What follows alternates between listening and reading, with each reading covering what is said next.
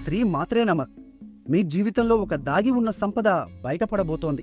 కానీ ఒక తప్పు చేస్తే అది చేజారిపోతుంది. ధనుస్సు రాశి మిత్రులారా, ఈ ఆదివారం 14 జూన్ 2026 నాడు పండిత్ సూర్యప్రకాష్ మీకోసం ముఖ్యమైన విషయం చెప్తున్నారు.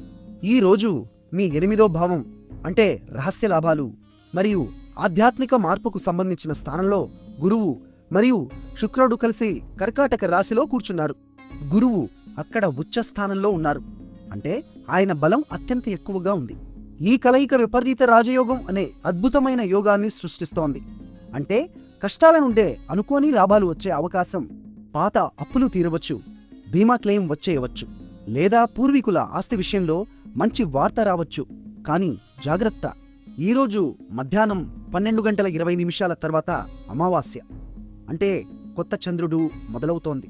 అమావాస్య రోజున కొత్త పెట్టుబడులు లేదా ఆర్థిక ఒప్పందాలు చేయకండి. ఈరోజు రోహిణి నక్షత్రం సృజనాత్మకత మరియు సమృద్ధికి ప్రసిద్ధమైన నక్షత్రం మీకు ఆధ్యాత్మిక ధ్యానానికి అనువైన శక్తిని ఇస్తోంది. ఈరోజు మీ అదృష్ట సంఖ్య 7, పసుపు రంగు ధరిస్తే మంచి ఫలితాలు వస్తాయి.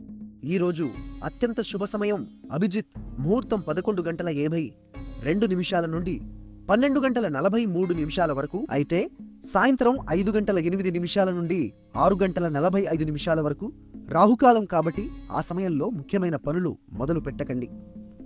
మీ జన్మ నక్షత్రం ఏదో కామెంట్లో చెప్పండి, మేము మీకు ప్రత్యేక సమాధానం ఇస్తాం. వీడియో నచ్చితే లైక్ చేయండి, షేర్ చేయండి, మా ఛానల్ను సబ్స్క్రైబ్ చేయండి. ధనుస్సు రాశివారు ఈరోజు ఓం గురేవే నమః అని 11 సార్లు జపించండి. పూర్వీకులకు నీళ్లు అర్పించండి. మీ జీవితంలో దాగిన శుభం బయటకు వస్తుంది.